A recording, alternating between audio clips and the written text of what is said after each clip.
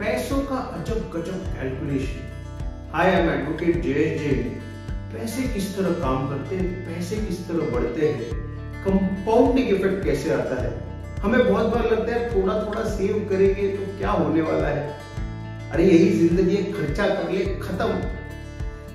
और अगर हम थोड़ा थोड़ा सेव करेंगे तो उसका कंपाउंडिंग इफेक्ट क्या होगा। जिसका कम सैलरी है, अगर वो भी 1500-2000 रुपया महीने का सेव करेगा तो 20, 25, 30 साल में क्या इफेक्ट होगा, ये हमें समझना बहुत जरूरी है।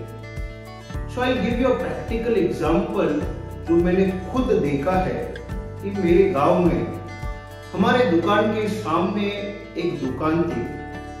वहां पे जो बिजनेसमैन था वो रोज 50 रुपए का गुटखा खाता था। मानिकचंद, उस टाइम 5-10 रुपए की कुछ पूड़ी आती थी और 50 रुपए का वो रोज खा जाता था। इस तरह 30 इयर्स तक वो रोज 50 रुपए का गुटखा खा रहा है, मतलब महीने का 1500। एक बार my father went to him और उनको बोला कि आप रोज 50 रुपए का गुटखा खा रहे हैं, अगर 30 साल में आप ये नहीं खाते थे तो आपने एक बंगला खड़ा किया होता। मतलब ही वाज कंप्लीटली शॉक्ड कि ऐसा कैसे हो सकता है।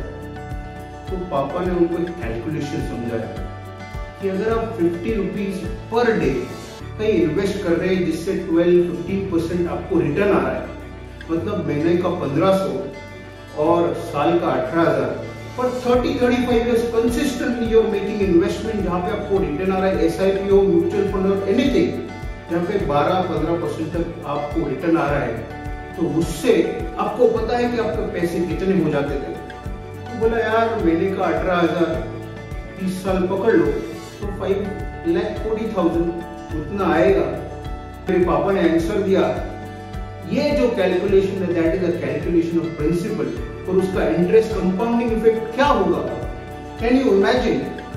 फिर उनको सेकंड क्वेश्चन पूछा कि अगर आपको ये गांव में एक अच्छा बंगला बांधना है तो कितना पैसा लगेगा। तो बोले जमीन 10 लाख की, 20-25 लाख में एक अच्छा सा घर बांध सकते तो 35-40 लाख में हो सकता है। तो that is what my father exactly told him कि अगर आप 1500 रुपया महीने का इन्वेस्ट करते और कंसिस्टेंटली 30 इयर्स तक करते तो कंपाउंडिंग इंटरेस्ट से उसका आज अराउंड 40 लाख हो जाता।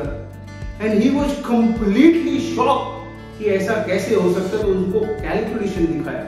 इसलिए आपकी कम भी सैलरी है तो लाइफ को एंजॉय कीजिए, पर 1500-2000 कम से कम कहीं सेव कीजिए और उसको सही जगह इन्वेस्ट कीजिए।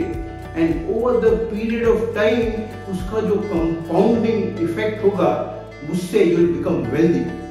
For more such videos subscribe to our channel.